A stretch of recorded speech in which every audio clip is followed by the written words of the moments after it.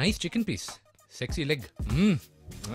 Wow, Telugu పప్పు, తెలుగు వంకాయ, తెలుగు పులిహార, తెలుగు గోంగూర.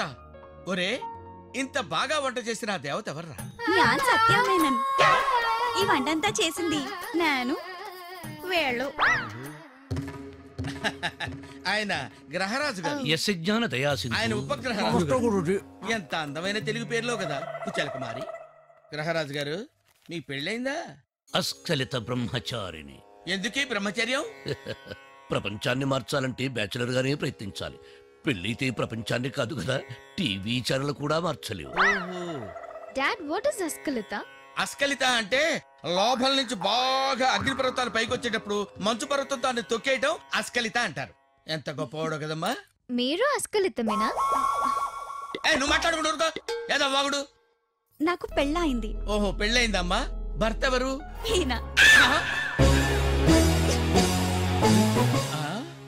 అదేంటి అస్కలిత అనేదో చెప్పాడు కదా. ఈయనంతా హైట్ ఉంటారు. ఫారిన్ లో టూరిస్ట్ గైడ్. ఓహో, గైడా? ఇంత హైట్ ఉంటారని చెప్పాలనుకున్నారా? చూసావమ్మా, భర్త విదేశాల్లో ఉన్న నలగని పువ్వులా ఉంది. అది భారత స్త్రీ నిగ్రహం అంటే. అదే విదేశాల్లో అయితే తినేవతలు పడేసేవాళ్ళు.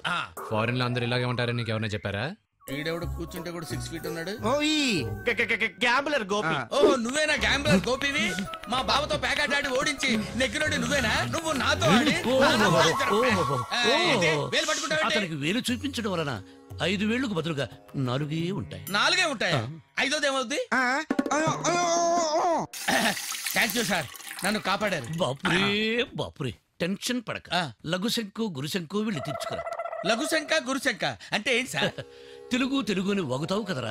కవికి పండితుడికి తేడా తెలియని అజ్ఞాని. లఘుశంక అంటే ఇది, గురుశంక అంటే ఇది. ఓహో, ఇప్పుడే బరిలో దిగిన పందెం కోళ్ళ ఉంది. దీన్ని అలాగైనా గెలిచి అలానుంది. వర్షంలో తడిసిన సిమెంట్ బస్తాల మంచి దిట్టంగా ఉంది. అమ్మాయి కనపడితే చాలు ఓహో ఓహో అని శివాలెత్తిపోతారు దరిద్రులు.